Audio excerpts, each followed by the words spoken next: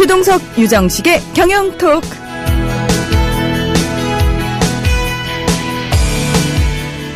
매주 월요일 7시 여러분을 찾아오는 시간이죠. 최동석 이사와 유정식 대표가 함께하는 경영토크 시간이 또다시 찾아왔습니다. 최근 들어서요, 우리 경영토크를 사랑해 주시는 분들이 정말 많이 늘었습니다. 그래서 저희 순위 꽤 높아요. 유정식 대표님 기분 좋으시죠? 예, 많이 올랐더라고요, 보니까. 예. 예, 감기는 좀 괜찮으신죠? 예, 괜찮습니다. 저는 금방 나왔습니다. 예, 저한테 옮으셔가지고 감기 걸렸다고. 예. 자, 최동석 이사님. 안녕하세요. 예, 감기 나으셨나요? 네, 괜찮습니다. 저만 문제네요. 꽤 오래 가네요. 그러게요. 예. 네. 자, 오늘은 어떤 주제를 가지고 나오셨나요? 사실 가지고 나오는 주제마다 소위 말해서 빵빵 터진다 그러죠. 사람들이 정말 좋아하시더라고요. 그래요? 예. 오늘 약간 좀 걱정이 좀 되는데 네. 사실 약간 좀 어려운 내용을 좀 할까 합니다. 바로 논리인데요.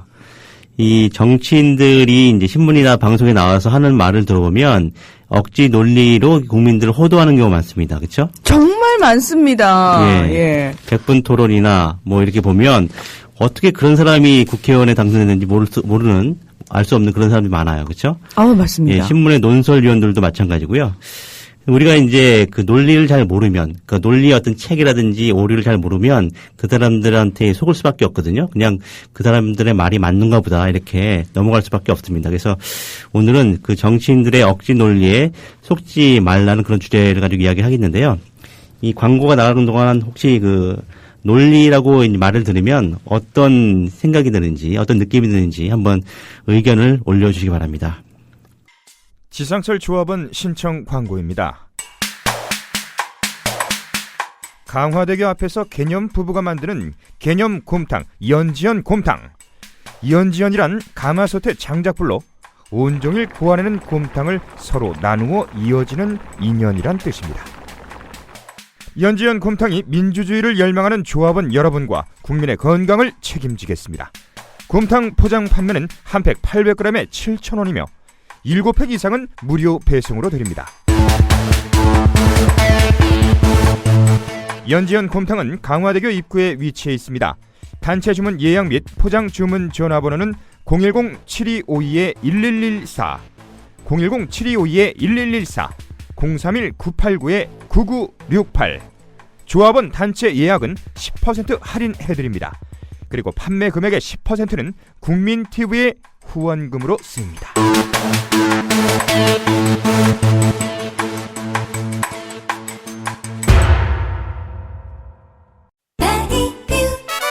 뱃살들이 출렁인다. 젖살들은 흘러내려. 남자들아 명심해라. 배 나오면 끝이다. 바디뷰 입자, 바디뷰 입자. 배 나온 아저씨도 바디뷰 입자, 바디뷰 입자. 젖혀진 총각들도. 잠시만요. 우리 오빠 바디뷰 입고 가실게요. 싱글벙글 웃는 여친. 오빠 짱. 자신감도 수직 상승. 남성 전용 보정 속옷 입어보자. 바디뷰. 입는 순간 몸짱이 되는 남자 보정 속옷 바디뷰. 호텔 검색창에 바디뷰를 검색해보세요. 구매하실 때 배송 메시지에 국민TV라고 적어주시면 고가의 사은품을 드립니다. 여우처럼 쇼핑하자 폭스마켓. 국내 최저가 판매 나노 금칫솔. 오픈마켓 최저가보다도 더 싸다. 국민의 48%가 살 때까지 단돈 1만 원에 무조건 무료 택배로 드립니다. 치약의 혁명 N47 플라즈마 치약. 기면활성제, 방부제, 사카린을 전혀 사용하지 않았습니다. 일반 치과 판매가보다 무려 70% 저렴하게 드립니다. 국민TV와 함께하는 참 좋은 쇼핑몰 폭스마켓. 문의는 1566-5476. 검색창에 폭스마켓을 입력하세요. 폭스마켓.co.kr. 네, 국민TV 라디오 최동석, 유정식의 경영토크에 오셨습니다. 안녕하세요. 저는 아나운서 문희정입니다. 저희가 광고가 나가는 동안 논리라는 말을 들으면 어떤 느낌이 드는지에 대해서 좀 올려달라고 부탁을 드렸어요. 아직까지는 예. 사람과 정인님만 올리셨네요. 그렇죠? 그 내용에 대해서. 네. 그 사람님도 올리셨고 지연 아빠님도 오시고. 지연 아빠님 아닌가? 다른 이야기를 하셨네요. 네네네. 예. 궤변이 아니라 궤변입니다. 예. 예, 궤변입니다. 네. 예. 자, 정치인들의 억지 논리에 속지 마라. 오늘 주제입니다. 예. 아마 그 논리라는 말을 들으면 어렵고 까다롭다, 머리 아프다 이런 생각을 많이 가질 거예요. 그렇죠? 네. 하지만 우리가 그 정치인들의 말을 잘 알아듣지 못하면 속을 수밖에 없습니다. 그래서 엉뚱한 그 사람한테 표를 주는 그런 행위를 할 수밖에 없죠. 그래서 뭐 그런 것도 있고 그다음에 딱히 우리가 정치인들뿐만 아니라 직장에서 협상할 때라든지 그다음에 누군가를 설득할 때 이 논리를 잘 이해하고 구사할 줄 알아야 됩니다. 그래서 오늘 약간 좀 그 경영하고 이 무슨 상관이 있냐 이렇게 말씀을 할 수 있겠지만 결국에는 이제 다 관련되어 있습니다. 이게 어떻게 관련이 돼 있냐면요. 결국 경영이든 정치든 그 합리적이고 논리적으로 사고하는 훈련이 돼 있어야 되는데 결국 이런 정치인들이 말도 안 되는 소리를 듣고도 저게 정말 그런가 하고 생각하지 않은 채 의문을 갖지 않은 채 그냥 그 말에 속아 넘어가는 경우가 아주 많단 말이죠. 근데 이것은 그 원인은 아마 그 학교 교육에서부터 시작되는 것 같습니다. 그래서 학교 교육에서 단순히 어떤 지식을 자꾸 주입하는 게 아니라 예를 들어서 칸트가 뭐라고 말했다. 이렇게 그런 말을 했지. 그러고서는 사지선다형으로 골라잡는 이런 교육이 아니라 진짜 저 사람이 말한 것이 왜 그런지 그게 정말 그런지를 생각해 보는 그런 훈련을 학교에서부터 해야 되는데 지금 우리 유정식 대표님이 그런 거에 대한 전문가니까 오늘 한번 잘 들어보시고 정말 유정식 대표가 하는 말이 정말 그런지 네. 진짜 그럴지 한번 깊이 생각해 보시기를 부탁합니다. 네, 이 논리에 대한 생각들이 다들 비슷하네요. 올려주셨는데, 본인에게는 없는 거다. 머리 아프다. 딱딱한 느낌이 든다. 예. 그리고 뭔 소린지 잘 모르겠다. 비슷한 것 같습니다. 예, 맞습니다. 그 많은 분들이 논리라고 하면 굉장히 어렵다. 뭐, 나랑 상관없는 일이다. 이렇게 말씀하시는데, 이 논리의 오류를 알지 못하면 결국은 본인한테 피해가 갈 수 없습니다. 피해가 갈 수밖에 없어요. 그렇죠? 여러 가지 뭐 협상이나 할 때 상대방이 억지를 부릴 때 그 억지인지 아닌지를 판단해서 그걸 공격할 수 있어야 되거든요. 그러니까 사실은 감정적인 대응이 아니라요. 네. 논리적으로 따져서 차근차근 조목조목 따져야 된다라고 얘기를 하면서도 훈련이 안 돼 있다 보니까 그렇죠. 일단은 감정이 앞서는 그래서 우리나라에서는 토론 문화가 제대로 없다라고까지 얘기하지 않습니까? 그래서 우리나라 뭐 이제 목소리가 크면 이긴다. 이런 잘못된 예. 사고방식을 가지고 있는 것이죠. 이 독일에서는 어떻습니까? 독일에서는 뭐 그렇게 우리는 큰 소리 내서 싸우는 경우를 본 적이 없습니다. 그러니까 정치인들이 이렇게 의회나 또는 이렇게 정치적인 모임에서 토론하거나 연설을 할 때 정말 아름다운 언어를 쓰죠. 그건 독일 사람들뿐만 아니라 유럽 그 프랑스도 마찬가지고 영국도 마찬가지고요.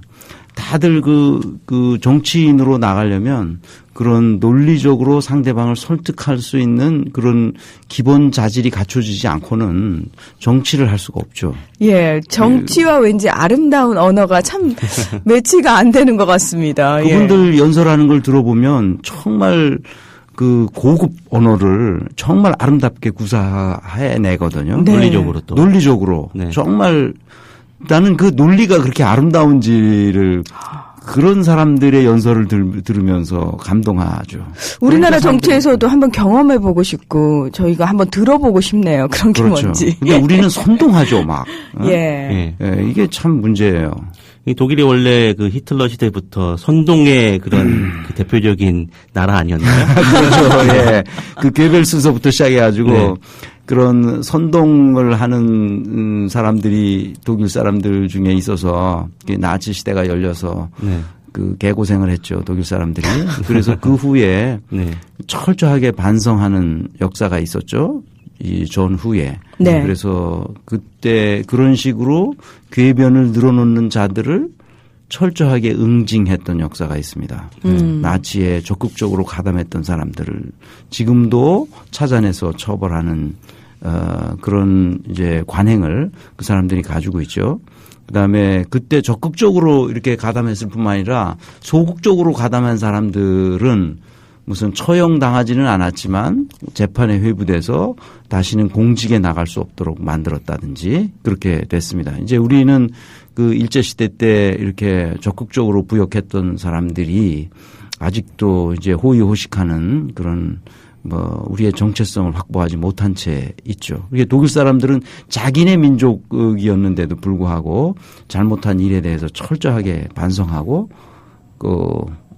아우슈비츠에도 있지만 독일 지역 내에도 그런 그 강제 수용소가 그 역사 교육장으로 그대로 활용되고 있잖아요. 그런 반성적 성찰이 있는 그런 사회가 우리도 빨리 됐으면 좋겠습니다. 네. 여기 폭번님이 논리란 사기꾼들의 필수 덕목이다 이렇게 말씀을 하셨습니다. 왜 이렇게 부정적이죠? 예. 반대로 이야기를 하시는 것 같은데요. 이 논리의 오류를 잘 활용하는 사람들이 바로 사기꾼이죠. 예. 그래가지고 호도하는 사람들이 사기꾼입니다. 예. 우리 예. 이 논리라고 그러면 이제 많은 분들이 이렇게 부정적인 생각을 가지고 있는 것 같더라고요. 예, 한번 제가 여러 가지 사례를 들으면서 어떤 논리적인 오류를 이 정치인들이나 기타 이 사회 지도자라고 하는 사람들이 범하고 있는지 말씀을 드리겠습니다. 혹시 기억하실지 모르겠는데 2011년 10월 31일 이 KBS 1FM에서 거기 열린 토론이라는 프로그램이 있죠. 거기서 김진 중앙일보 논설위원이 나와서 한 말이 있습니다. 그때 이제 이 박원순 서울시장이 당선된 그 시기였거든요. 그래서 각 당의 입장을 정리해서 말하는 자리였는데 이때 박원순 시장의 승리를 축하하면서 안철수 당시 원장이 이렇게 얘기를 했습니다. 이 상식과 비상식의 대결에서 시민들이 상식의 손을 들어주었다. 사실상 상식이 비상식을 이겼다. 이렇게 코멘트를 했거든요. 네. 이 코멘트를 듣고도 김진 의원이 열이 받았나 봐요. 그래서 이제 여러 가지 말을 했습니다. 그 자리에서. 그래서 그렇게 말을 한 것, 그렇게 안철수 원장이 그렇게 말한 것은 이 과학자답지 못한 대단히 비논리적이면서 상당히 국민들을 이제 갈등과 분열로 가게 하는 그런 잘못된 말이다. 선동적인 분석이다. 이렇게 언급을 했습니다. 네. 또 어떻게 말을 했냐면 이렇게 얘기했어요. 이 나경원 후보 당시 그 사람한테 이 표를 준 50대, 60대 그 사람들이 이제 한국 사회의 중견이나 원로급인데 그 사람들을 다 비상식으로 보는 건지. 예.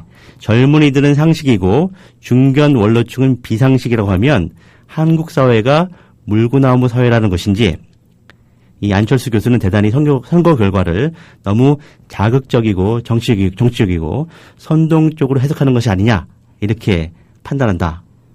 이렇게 얘기했습니다.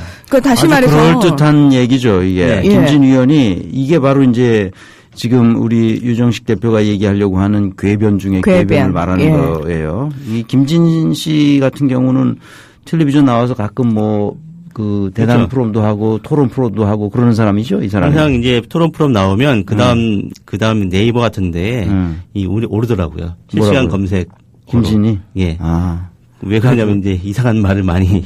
이게 말도 안 되는 소리를 했구만요, 또 이 사람. 김진 의원의 말을 좀 정리해보면 이렇습니다. 이 어떤 사람이 비상식적인 후보를 선택했다면 그는 비상식적인 시민이다. 어떤 사람이 상식적인 후보를 선택했다면 그는 상식적인 국민이다. 이렇게. 그러니까 안철수 의원이 그런 식으로 말을 했다라고 김진 의원은 판단한 겁니다.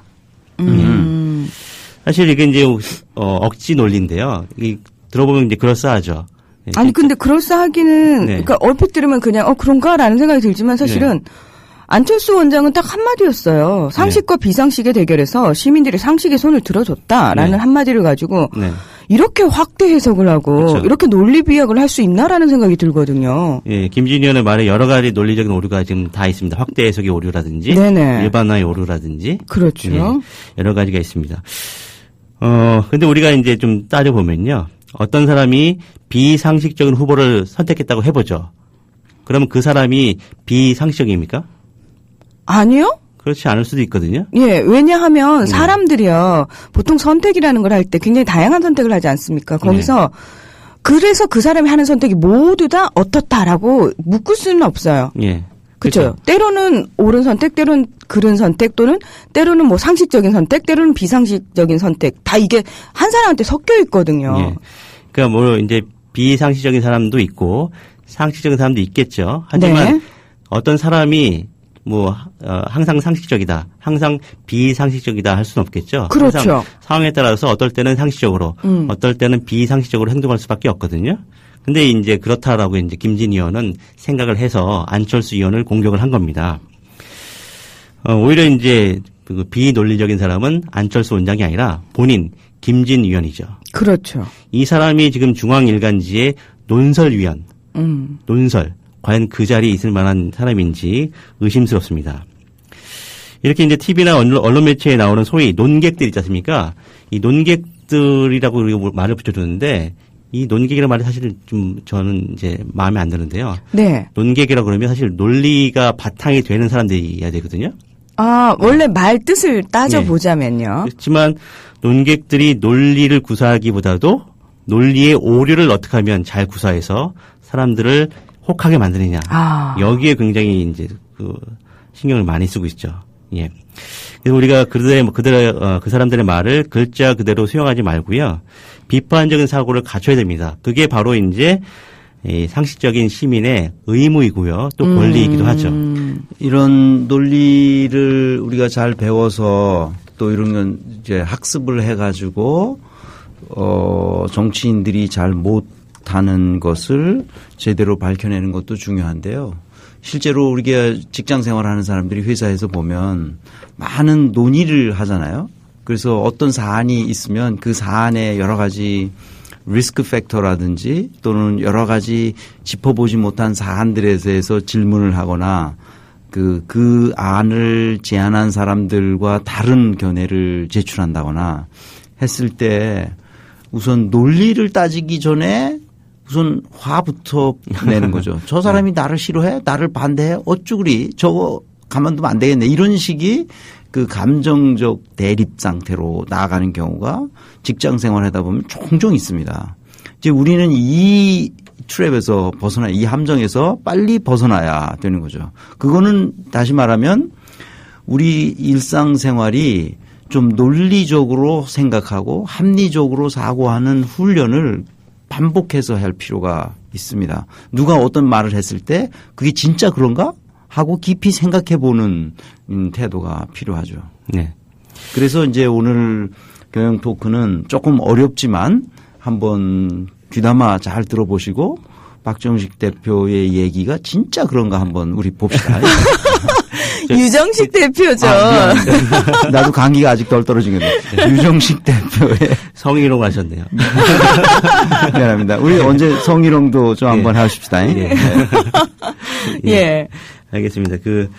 저녁을 아직 안 먹어가지고 예. 제가 해롱해롱합니다. 미안합니다. 네. 얼마 전에 제가 페이스북에요. 이런 말을 올렸습니다. 제가 어떤 그 책에서 보고 책에 이런 말이 있더라고요. 이 사이코패스들이 있습니다. 그 사람들은 눈을 덜 깜빡인다고 하더라고요. 그러니까 사이코패스는 눈을 덜 깜빡이는 경향이 있습니다. 예, 어딘가에 응시를 잘 한다고 해요. 아, 그래요? 예, 응시를 잘 하면. 문희정 아나운서는 예. 눈을 깜빡이는 게 굉장히 적어요. 예. 그러면. 이사님도 만만치 않아요. 저봐. 그게 바로 지금 우리 논리적 오류에 빠지고 있는 거란 말이에요. 예, 맞습니다. 예. 제가 이제 그 사이코패스는 눈을 덜 깜빡인다 이 말을 올렸는데요. 어떤 네. 사람이 말을 하기를 그렇다면 나는 눈을 덜 깜빡인다. 그럼 나보고 사이코패스란 말이냐? 이렇게 올렸더라고요. 이게 과연 옳을까요? 그러니까 사이코패스들은 눈을 덜 깜빡이는 경향이 있다. 네. 나는 눈을 덜 깜빡인다. 그래서 나는 사이코패스다. 이게 맞는 말이냐? 예, 그렇죠. 틀린 말이죠. 예. 근데 보통 많은 사람들이 그걸 갖다가 같이 연결시킵니다.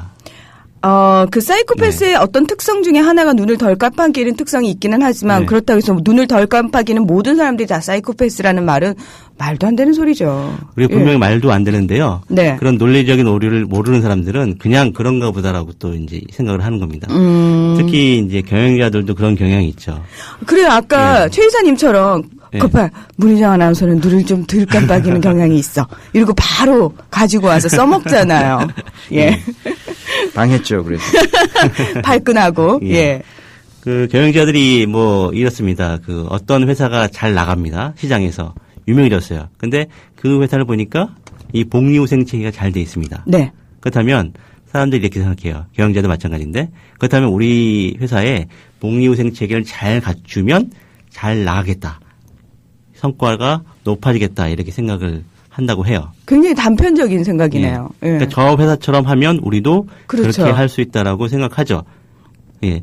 이게 사실은 논리적인 오류입니다. 논리적인 오류인데도 불구하고 실제 많은 기업에서 그걸 오해를 따라하죠. 하고 있죠. 저 따라하면서 전략으로 수립하고 있죠. 그렇죠. 이게 네. 구글이 복지가 대단히 좋대더라. 그러니까 우리도 구글이 복지를 따라하면 구글처럼 될 거라 하는 대착각을 하고 있는 거죠. 예. 그러니까 이런 거죠. 뭐 쉽게 말해서 아침이 오면 닭이 온다. 그러면 닭이 울면 아침이 올까요? 아니요. 닭은 뭐 언제든 울 수 있는 존재니까. 예. 예. 그렇죠. 이걸 가지고 오해를 하는 겁니다. 닭이 울면 아침이 온다라고 생각하는 게 바로 이 많은 그 경영자들이 범하고 있는 실수죠. 예. 이렇게 이제 그 여러 가지 그 논법의 논리의 오류가 있는데요. 그 중에 이제 가장 대표적인 오류가 3단 논법의 오류인데요. 이 3단 논법에 대해서 많이 들어보셨을 겁니다. 좀 어려웠겠지만 제가 말씀을 들어보면 이 3단 논법의 구조는 대전제, 소전제, 결론 이 세 가지로 되어 있습니다. 이 문희정 아나운서는 철학과 나오셨기 때문에 잘 아시죠? 예, 저도 논리학을 배웠거든요. 예. 전혀 써먹지 못하는 예. 예. 이 문희정 아나운서가 하면 더 나을 것 같은데요, 그럼? 자, 네. 모든 인간은 죽는다. 예, 대전제가 모든 인간은 죽는다. 이게 있으면. 예, 소전제. 네. 소크라테스는 인간이다. 네. 결론. 결론. 고로 소크라테스는 죽는다. 예, 맞습니다. 이게 이제 3단 논법이죠. 이 3단 논법이 오류를 범하지 않으려면 우리가 이제 타당하냐 혹은 건전하다 이렇게 표현을 하는데. 아, 맞아요. 네. 예. 이 대전제와 소전제가 참여해야 됩니다. 예, 그래야만 이게 건전한 3단 논법이거든요. 만약 대전제와 소전제가 참여 아니라면 이 구조가 성립해도 옳지 않다고 생각해야 됩니다. 그렇죠? 이 모든 인간은 죽는다. 그렇죠? 이건 참입니다. 네. 소크라테스는 인간이다. 참이죠. 참이죠. 두 개가 참이니까 결론도 참으로 이끌어내지는 거죠. 하지만 제가 지금부터 말씀드리는 3단 논법은 이게 옳은지 아닌지 판단하기가 지금 쉽지 않습니다. 말씀드려볼게요. 그 대전제가 모든 포유류 동물은 산소를 호흡한다. 소전제가 사람은 산소를 호흡한다. 결론 고로 사람은 포유류 동물이다. 이런 말이 있습니다. 이건 참일까요? 거짓일까요? 이 3단 논법은. 상당히 헷갈리죠. 네.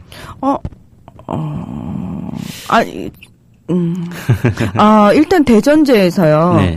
모든 포유류 동물은 산소를 호흡한다는 네. 그러니까 얼핏 들으면 맞는 말이긴 한데 네. 포유류 동물만 산소를 호흡하는 게 아니고요. 네. 그냥 생물들은 다 산소를 호흡하지 않나요? 예, 맞습니다. 이게 대전제, 소전제가 둘 다 사실 참입니다. 그렇죠? 네. 둘 다 참임에도 불구하고 결론은 이 잘못 이끌어내진 거예요. 이런 그 3단 논법은 교묘해서 이게 타당한지 안 한지 잘 모릅니다. 그렇죠? 예. 여기서 이제 사람이란 말을 갖다 파리로 바꿔보면 이게 엉터리다. 이걸 알 수가 있어요. 대전제 모든 포유류 동물은 산소를 호흡한다. 맞죠? 네. 소전제 파리는 산소를 호흡한다. 결론 고로 파리는 포유류 동물이다. 예. 파리는 포유류 동물입니까? 아니요. 예. 아니죠. 곤충이니까 그러면요. 예. 대전제, 소전제가 참이면 네. 결론도 이런 3단 논법의 네. 구조가 성립하는 게 옳다라고 얘기는 했지만 네. 중요한 건 대전제 소전제가 틀린 말은 아니지요. 네, 틀린 말은 아니죠. 네. 틀린 말은 아님에도 불구하고 결론이 잘못 이끌어지는 그래서 3단 논법이 전혀 성립되지 않는 경우도 있는데 네. 이 부분을 우리가 주의를 해야 된다 이 말씀이신 맞습니다. 거죠. 예. 예. 이게 굉장히 교묘해서 사람들이 잘 몰라요. 이게 맞는 말이구나 이렇게 생각을 합니다. 네. 예. 이 약간 좀 어려울 수 있지만 제가 실제 사례를 말씀드리면요. 기억을 하실지 모르겠는데 2009년 1월에 당시 한나라당이 집시시위법 개정안 일명 마스크법이라고 해서 뭔가를 내놨습니다. 이게 뭐냐면 시위 현장에서 마스크를 쓰는 사람들은 다 잡아들이겠다. 이런 말도 안 되는 논리였거든요. 아, 맞아. 그때 그런 거 있었어요. 예. 이게 방금 말씀드린 교묘한 논리에 해당이 됩니다. 한번 제가 말씀드려 볼게요. 그들이 이제 이 정부에서 한나라당이 생각한 논리는 이겁니다. 대전제. 모든 불온한 사람은 폭력 시위에 가담한다. 소전제. 마스크 착용자들은 폭력 불법 시위에 가담한다. 결론. 고로 마스크 착용자들은 불온하다. 즉 그래서 체포해야 마땅하다. 이렇게 한 거죠. 예. 이게 바로 똑같은 그 구조의 오류입니다. 아시겠습니까? 예. 좀 어렵죠? 그러니까, 예를 들어서, 대전제가 만약에, 네. 예, 대전제가 만약에 참이다라고 했을 때, 네. 소전제에서, 네. 이렇게 주요한 대상을 다른 걸로, 아까 파리처럼, 네. 다른 걸로 바꾸었을 때, 네. 갑자기 말이 확 달라진다거나, 결론이 이상하다. 이상해진다. 그러면은 그게 3단 논법이 틀린 거다. 이렇게 얘기를 할 수 있겠네요. 그렇죠. 여기서 이 마스크 착용자들을 할머니로 한번 바꿔보세요. 그럼 대전제가 모든 불온한 사람은 폭력 시위에 가담한다. 소전제 할머니들은 폭력 시위에 가담한다. 결론 고로 할머니들은 불온해서 체포해야 마땅하다. 예, 이거죠. 맞습니까? 예. 이게 좀 지금 말씀드려도 사랑과 정의님도 너무 어려워하셨어요. 예, 너무 어렵죠. 예, 네. 우리 그렇지만 이제 어렵더라도 알아두셔야 됩니다. 그렇지 않으면 이렇게 엉뚱한 백마고지님 댓글 읽어드릴게요. 예. 대통령은 수첩을 좋아한다. 나도 수첩을 좋아한다.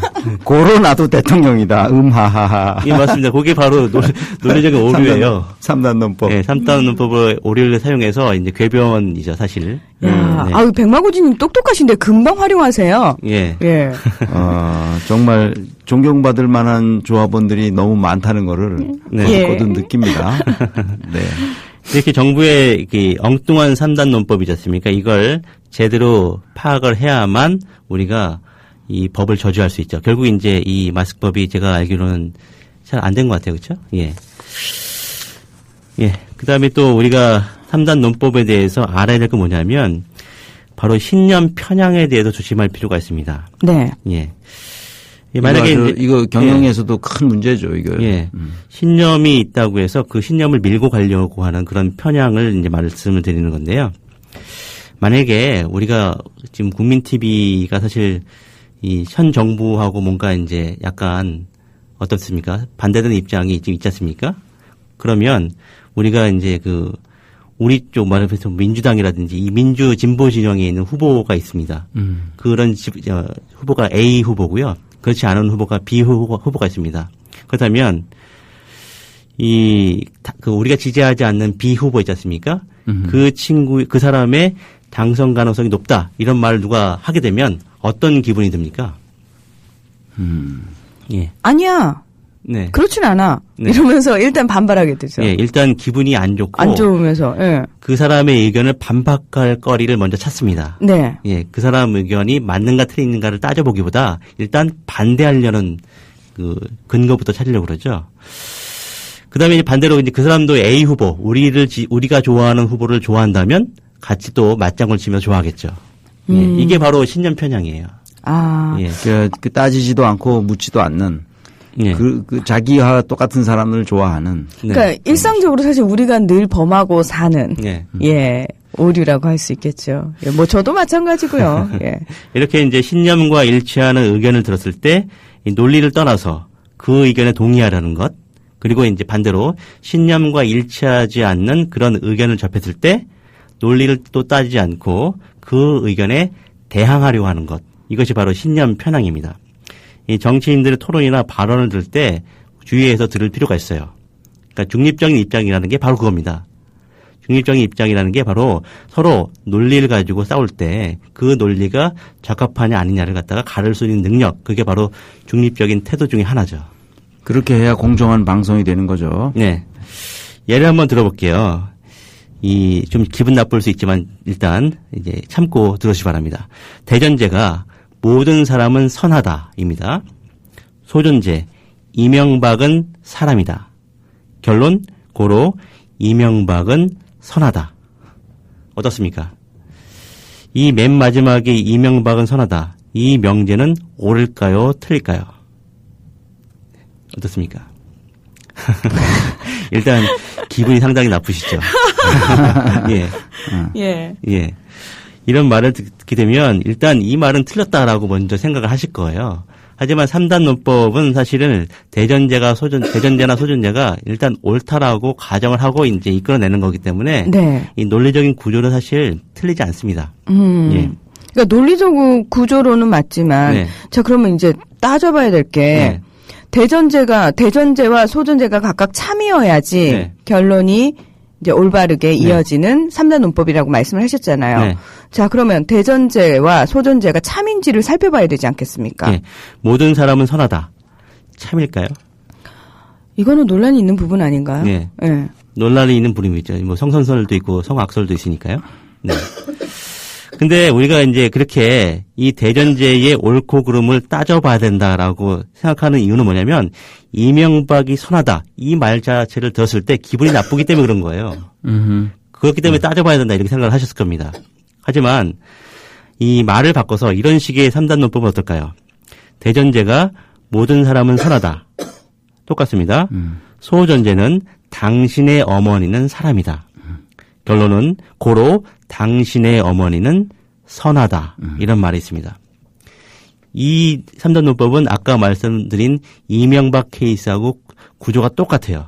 그렇죠? 주어만 달라졌습니다. 이럴 때 어떻습니까? 이 3단 논법은 옳을까요? 틀릴까요? 틀린 거죠. 예. 틀리지만 사실 아까 이명박 사례를 안 듣고 이 3단 논법부터 들었으면 그냥 맞다. 우리 어머니는 선하다. 이렇게 생각을 하셨을 겁니다. 그렇죠? 예. 만약에 그 이명박 케이스를 보고서 반발심이 생겼다고 한다면 똑같이 이 3단 논법을 들었을 때도 똑같은 그 식의 반발을 하셔야 되는 거죠. 그렇죠? 하지만 그렇지 않다는 겁니다. 이게 바로 신념 편향 때문에 그렇다는 거죠. 네. 그래 이런 신념 편향은 사실은 이제 그 경영 현상에서도 많이 나타나죠. 네. 예를 들면 이런 거죠. 모든 인간은 돈에 의해서 좌우된다. 네. 뭐 행동이 좌우된다 이렇게 말할 수도 있죠. 네. 이게 대전제야. 소전제는 그래서 네. 돈을 많이 주면 네. 돈을 많이 받으면 더 많이 노력할 것이다. 네. 고로 돈을 많이 줘야 높은 된다. 성과를 위해서는 네. 높은 보상을 해야 한다. 네. 이런 결론을 났는데 이거는 3단 논법이 안 되나? 하여튼 좌우지간. 우리 아직 경영 현상에서는 이런 말도 안 되는 이제 그 신념 편향이 존재해요. 무슨 말을 하려고 그러는지 이해하시죠? 예. 그러니까 뭐 예를 들어서 정치인이 토론에 나와서 어떤 말을 할 때 그 사람이 우리 편이다. 라고 했을 때 그냥 그 사람의 말이 옳다라고 가정하는 것도 사실 적합하지 않죠. 네. 그다음에 그 사람이 우리 반대편이다라고 해서 무조건 공격하는 것도 역시나 안 될 말입니다. 네. 그 우리가 이제 그 이런 논리적인 어떤 그 사고가 체계적으로 훈련이 되어 있어야 된다라는 것이 되겠죠. 네. 네.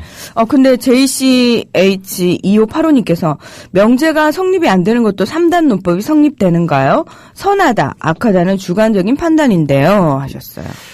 예, 맞습니다. 제가 뭐 그 말이 안 나오나 싶었는데요. 예. 여기서는 이제 그 그 포인트를 잡으려고 하는 게 아니라요. 이 본인이 동의하는 거에 대해서는 어떻게 생각하는지, 본인이 동의하지 않는 거에 대해서는 어떻게 반발하는지 그걸 이제 말씀드리는 겁니다. 이 3단 논법 자체라기보다도 네네. 3단 논법으로 이끌어져 낸 결론에 대해서 본인이 이 반발하느냐, 동의하느냐, 이것이 굉장히 본인의 신념에 의해서 좌우된다. 이런 말씀이 되겠습니다. 네. 자, 저희가 오늘 이 3단 논법, 논리에 대해서 얘기를 하는 이유가 뭐냐면은, 뭐 실제 일상생활 속에서 우리가 지금 이제 예로 든 것처럼 대전제 이거, 소전제 이거, 결론은 이거, 이런 식으로 정형화된 모습은 아니지만, 네. 분명히 많은 정치인들과 많은 경영인들과 또는 우리 일상생활 속에서 어설프게 이런 3단 논법의 오류를 범하고 있는 예들이 실제로 많기 때문에 그런 것들을 구분해낼 줄 아는 능력을 키우기 위해서 지금 말씀을 해주시는 거잖아요. 예, 그렇습니다. 예. 이렇게 3단 논법의 오류는 이제 대표적인 형식적인 오류라고 이제 말씀을 드릴 수가 있는데요. 네. 이런 것 말고 이제 우리가 보통 억지다 이렇게 부르는 비형식적인 오류도 굉장히 많습니다. 사실 이게 굉장히 더 많거든요. 네네. 이걸 좀 하나씩 말씀을 좀 드리는데 아마 이제 제가 사실 제가 이런 주제로 책을 쓰려고 했습니다. 이게 정치인들이 범하는 잘못된 논리의 오류에 대해서. 예, 그래서 그 사람들이 말한 발언을 쭉 모아서 이건 어떤 오류에 해당된다.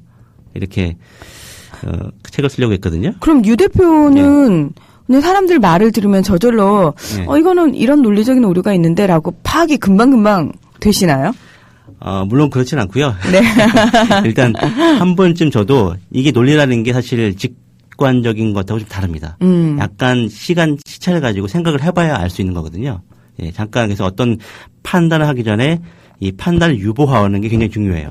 예, 어떤 말을 들었을 때 일단 판단하지 말자라고 본인한테 브레이크를 걸어야 됩니다. 그러니까 일단 판단 중지 에포케라고 칸트가 얘기했듯이 즉각적인 판단을 하기보다는 일단은 딱 판단 중지를 한 다음에 이게 실제로 논리적으로 맞는 얘기인가? 라고 본인 스스로 생각의 과정을 한번 거치라는 말씀이신 그렇죠. 거죠. 논리라는 건 항상 머리를 써야 되고요. 머리를 쓰려면 시간이 이제 소요가 된다는 거죠. 네, 우리 이사님 또 게시판 보고 빵 터지셨네요. 네, 뭡니까? 국민TV님이 모든 사람은 선하다. 이명박은 사람이다. 따라서 이명박은 선하다. 이렇게 예문을 만들어줘야 할 듯 이렇게 했는데 허수님이 명박이는 사람이 아니문이. 아니문이다. 사람이 아니문이다. 소주제 거짓이라네요. 네. 예, 그렇게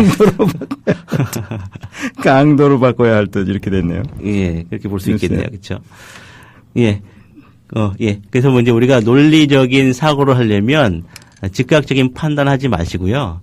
상대방이 즉각적으로 판단하라 이렇게 요구를 해도 잠깐만 기다려봐라 이렇게 요구를 하셔야 됩니다. 네. 예. 여러 가지 케이스 중에 그 대표적인 게 여러 가지가 많은데 그 상대방의 입장을 비난하는 그런 오류가 있습니다. 상대방이 어떤 입장이냐에 따라서 그걸 가지고 이제 교묘하게 공격하는 거죠. 예를 들면 이런 겁니다.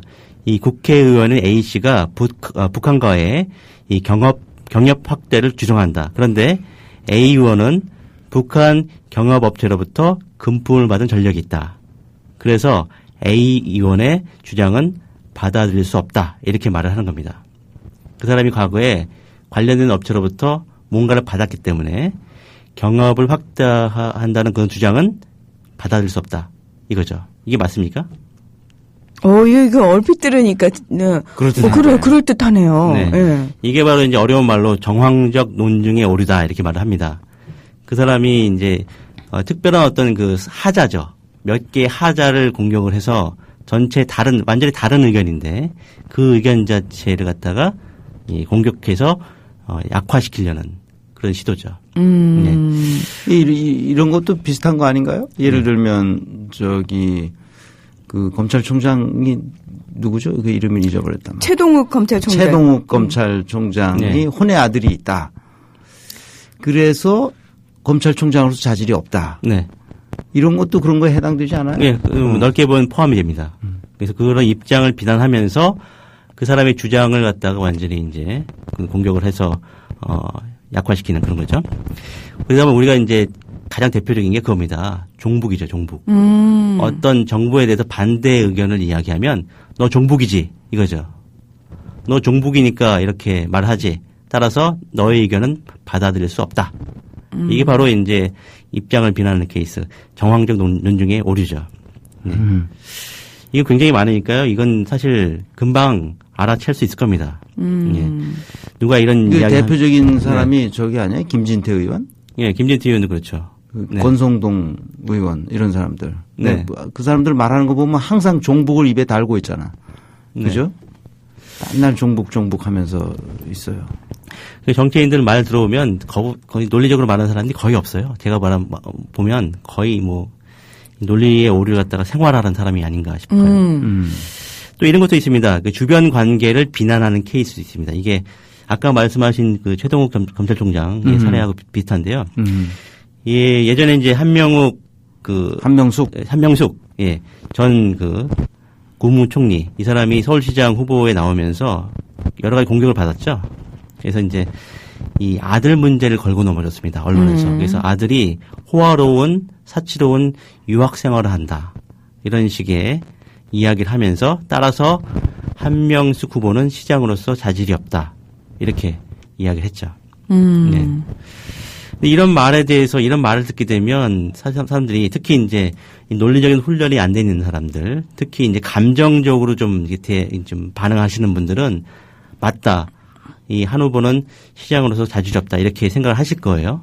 하지만 그건 설령 한 후보의 아들이 이 호화로운 유학 생활을 했더라도 이 시장으로서 자질하고는 사실 그렇게 관련성이 없는 겁니다. 그렇죠. 네. 크게 상관이 없는 부분인데 네. 이렇게 묘하게 연결을 시켜놓으니까 마치 자질이 크게 무슨 하자가 있는 것처럼 그렇게 느껴지네요. 네.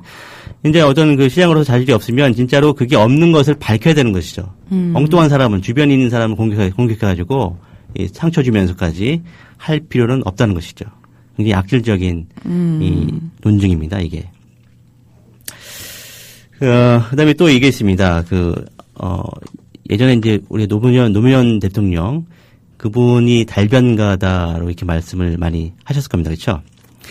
그래서 이런 말이 있었어요. 그 노무현 대통령은 달변가다.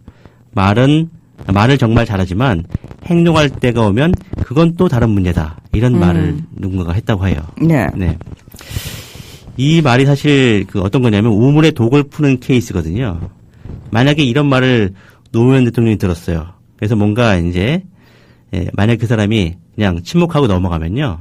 그냥 그 비판을 인정하고 넘어가는 꼴이죠. 그 다음에 만약에 변명하면 또 이렇게 얘기했죠. 그래 봐, 저봐, 이렇게 말을 잘하니까, 그쵸?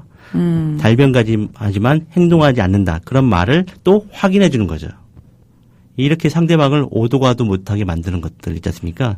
이것도 이제 악질적인 이 궤변 중에 하나입니다. 그러니까 대답을 하든 대답을 하지 않든 네. 그 논리적 오류에 걸릴 수밖에 없게 만드는. 네. 예. 그러니까 그물을 쫙 쳐놓는 거잖아요. 예. 그렇죠. 또 이제 대표적인 한때 우리 항상 국민 TV에 나왔었죠. 그 듣기 싫은 목소리. 김진태 의원. 강원도 춘천 출신. 예. 예. 그 사람도 우물의 독을 푸는 그런 이야기를 많이 했는데요. 이런 말을 했습니다. 이 공식적인 자리에서 민주당은 종북 세력과 결별하라. 김정은은 김정은일 뿐이다. 본 의원은 바로 이 자리에도 대한민국의 적이 있는 것은 아닌가 되묻고 싶다. 이런 말을 했습니다. 예. 예. 그러니까 이 사람은 미국에서 왜 메카시 의원이 상원 의원이 예. 맨날 공산주의자가 뭐 의회에 200명이나 있다고 어쩌고저쩌고 떠들었잖아요. 그 사람하고 비슷한 사람 같아요. 네. 이런 김진태 의원 같은 경우는 메카시 의원하고 아주 비슷한 성향이 있는 것처럼 보여요. 메카시 의원이 나중에 그렇게 했다가 제대로 젊어서 죽었죠? 오래 살지도 못하고 아마 술 취하고 뭐 이러다가 알코올 많이 마시고 그러다가 나중에 심장마비로 죽은 걸로 알고 있는데요.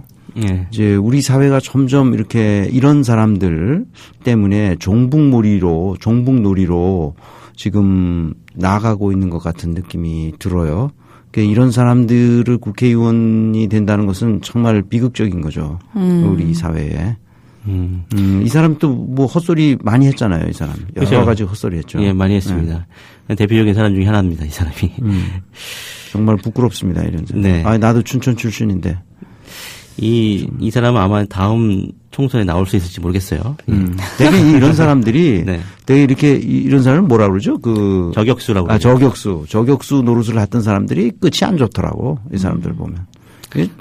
정상적으로 사고하고 정상적으로 자기 위치에서 자기 역할을 해줘야 되죠. 그렇게 하면 안 되죠, 이게. 네. 또 이제 우리가 이 개인적으로도 많이 이런 오류를 범하는데, 예. 이 피장파장의 오류라는 게 있습니다. 이게 이런 거죠. 왜 나한테만 뭐라고 그래? 너도 그랬잖아. 이런 거죠. 이건 어릴 때 많이 하는 얘기잖아요. 네. 넌 안 그랬어? 너도 예. 그랬잖아. 뭐 그렇죠. 이러잖아요. 예. 특히 뭐 전두환 전 대통령이 왜 나만 가지고 그래? 그렇죠?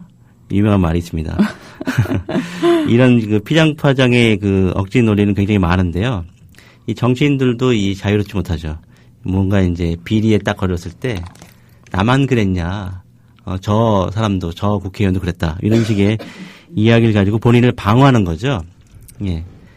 근데 이게 본인이 죄가 없음을 증명하는 논리입니까? 이게? 그렇죠. 이게 참 아주 예. 황당무계한 논리죠. 그러니까 본인의 죄가 이렇게 말한다고 해서 본인이 죄가 없음이 밝혀지는 건 아니거든요. 예, 그럼에도 불구하고 이런 굉장히 유치한 어렸을 때 많이 썼던 그 유치한 논리를 갖다가 50보 100보다 이렇게 보는 거죠. 이게. 예, 많이 쓰고 있습니다. 그다음에 이제 우리가 매주 주말에 촛불 집회 하지 않습니까? 그렇죠? 네. 그 이유가 뭡니까? 뭘 우리가 주장하죠? 국정원의 불법 선거 정치 개입을 규탄을 하고 네. 책임자 처벌과 국정원의 올바로 된 개혁, 뭐 해체를 얘기하시기도 하고요. 그래서 네. 민주주의를 회복하고 국기를 바로 세우기 위해서 네. 촛불 문화제를 열고 있죠. 그렇죠. 예, 이 국정원 선거 개입 있지 않습니까? 우리가 여러 이 문제를 제기하는데 이 정부 쪽이나 이 새누리당 쪽에서 이렇게 반응합니다. 이 국정원의 선거 개입을 보여주는 구체적인 사례를 제시하지 못했기 때문에 너희들의 주장은 틀렸다. 고로 국정원의 선거 개입은 없다. 이렇게 말하고 있는 거죠. 이게 바로 무지에 호소하는 오류인데요. 이게 증거가 없으니까 옳지 않다는 겁니다. 언뜻 보면 맞는 말 같아요. 네. 그렇습니까? 증거가 없으니까 옳지 않다 이거죠. 하지만 증거가 없더라도 이게 그 주장이 옳을 수 있거든요. 그러니까 우리가 증거 없는 주장을 받아들여서는 안 되지만 증거가 아직 없다고 해서 그 주장이 무조건 틀렸다라고 간주하면 안 된다는 것입니다. 증거가 없으면 증거를 밝혀내야죠. 네. 증거를 규명하는 그 역할을 누가 해야 됩니까? 바로 정부가 해야 되는 거죠. 예, 그러니까 일단 의혹이 제기가 됐다면 네. 증거는 당연히 의혹을 수사하는 과정에서 나올 것이고, 네. 예, 아직 증거가 나오지 않았다고 해서 네.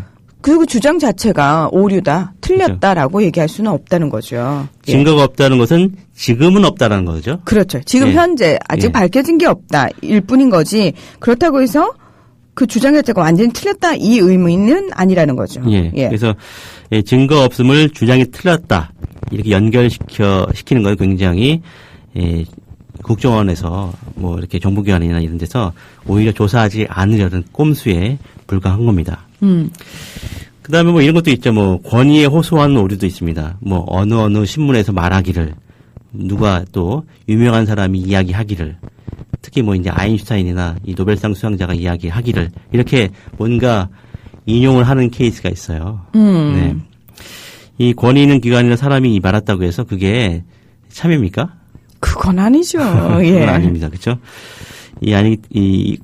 굉장히 많은 사람들이 이렇게 권위 있는 말을 갖다가 기관을 붙이게 되면 이 말이 맞는가 보다 이렇게 생각하는데. 그 많은 어르신들이 그렇게 얘기하잖아요. 네. TV에서 나왔다고. 맞습니다. 있죠. 예. TV에 나왔으니까 믿어야 된다. 그렇죠? 네. 문제가 있는 거고요. 그 다음에 이제 그 믿음에 호소하는 오류 있죠. 이제부터 이제 박근혜 대통령이 나타나는데 이런 말 했습니다. 그 박지만 남동생이 있죠? 네. 그 사람의 어떤 그 죄를 이제 뭐 어떻게 사람들이 지적을 하니까 이렇게 얘기합니다. 내 동생이 아니라고 했으면 아닌 거다. 이렇게 얘기를 했죠. 네, 그냥 믿으라는 겁니다. 그렇죠? 이거는 참 이 위치에 있는 분이 하실 말씀은 아니죠. 예. 뭐 가족으로서 심정적 동조는 할 수 있겠죠. 네. 예.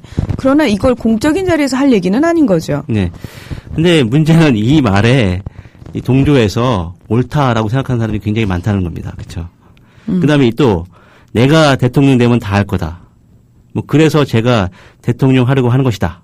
이렇게 하는 말을 들었을 겁니다. 그렇죠? 그때 예. 토론에 나와서 하는 말. 그래서 대통령이 되셔서 하나도 안 하시고 계시고. 예. 이 공약을 무시하고 있죠, 지금. 예. 뭐 그다음에 뭐 전통에 호소하는 오류도 있습니다. 지금까지 그래 왔으니까 왜 바꿔야 되느냐. 이 관행이다. 그렇죠? 잘못된 것인지 몰랐다. 이런 식의 말도 있죠. 예. 또 좀 약간 좀 지루하신가요, 혹시? 많은 분들이 지금 어려워하시는 것 같은데. 네. 네. 계속 이제 이어서 시간이 얼마 안 남았으니까. 그러면은 네. 잠깐만 질문 하나만 던지고 예. 갈게요.